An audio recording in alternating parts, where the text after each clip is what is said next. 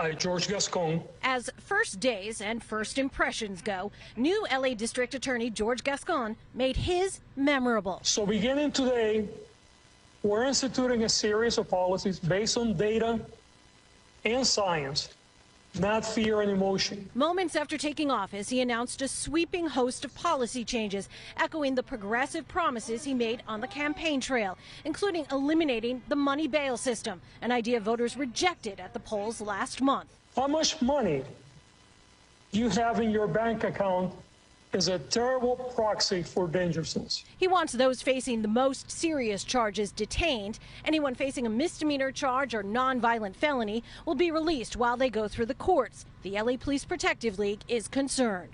That's how it's being sold now, but we don't know the details. What we do know in San Francisco, for example, Mr. Gascón had a similar system. It's a very notorious case of somebody that, they miscalculated on.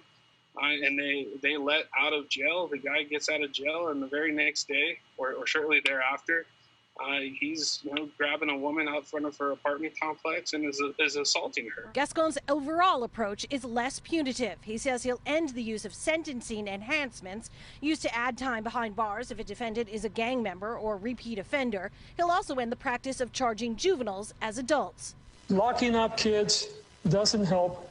It hurts. A Viewpoint Sam Lewis says will save young lives and could have changed his years ago. Right then and there, at probation, taking appropriate steps and say, you know what, this kid is not a bad kid, but he's headed that way. Let's find out what is stopping him from being the best version of himself. Instead, they didn't do that. I made the choice that I made and ended up spending 24 years in prison.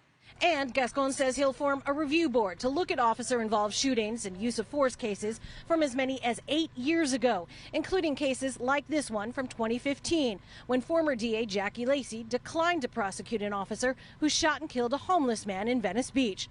Leaders from LA's Black Lives Matter call it a 180-degree change. Committed to meeting with us at least once a quarter. And we didn't get any meetings with Jackie Lacey. So we are saying so far so good, which is something that we very rarely say.